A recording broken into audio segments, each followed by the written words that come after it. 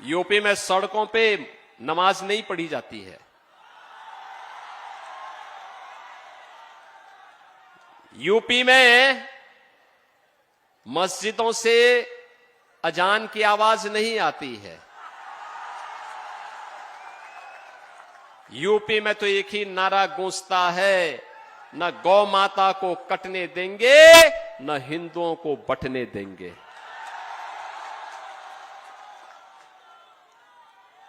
वहां पर अनुसूचित जाति हो या जनजाति, प्रजापति समुदाय हो या फिर कुम्हार हो या कुर्मी, किसी भी जाति का हिंदू है वह सुरक्षित भी है और समृद्धि के नित नए सोपान को प्राप्त कर रहा है।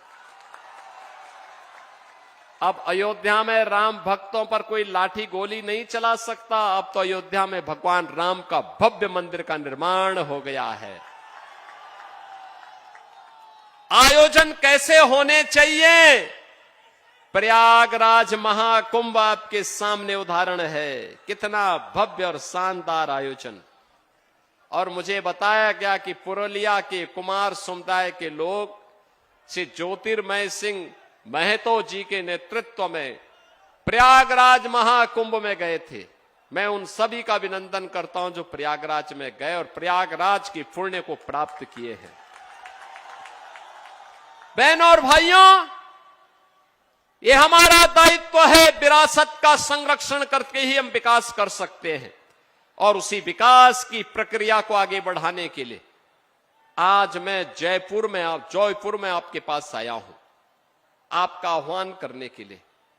ये बंगाल की धरा प्रेरणा की धरा है। बंगाल की धरा भारत को दिशा देने वाली धरा थी। बंगाल में प्रतिभा थी, लेकिन प्रतिभा पलायन कर रही है।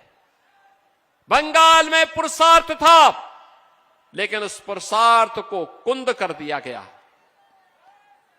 बंगाल में वह सब कुछ था जो बंगाल को भारत के अंदर लीडरशिप देने का मादा रखता था, लेकिन बंगाल को एक साजिश के तहत पहले कांग्रेस ने, फिर कम्युनिस्टों ने, अब टीएमसी ने अव्यवस्था, अराजकता और गुंडागिर्दी का अड्डा बना दिया है।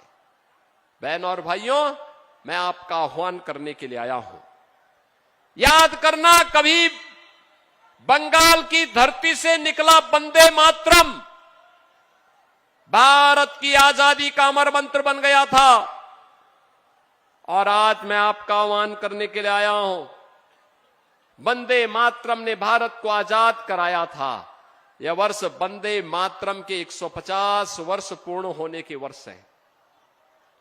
और इस अवसर पर मैं कहूंगा कि हमें वंदे मातरम के 150 वर्ष पूर्ण होने के उपलक्ष्य में टीएमसी मुक्त बंगाल चाहिए, क्योंकि टीएमसी मुक्त बंगाल का मतलब डबल इंजन की बीजेपी की सरकार, और डबल इंजन की बीजेपी की सरकार का मतलब बंगाल के अंदर अब उन्नयन शुरू होगा,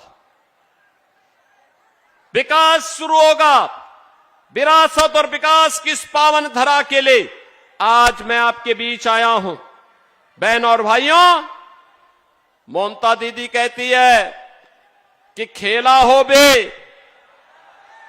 लेकिन मैं ममता दीदी से बोलना चाहता हूं, ए बार खेला शेष, उन्नयन शुरू। अब खेल समाप्त, टीएमसी का खेल समाप्त, अब बंगाल का विकास प्रारंभ होगा।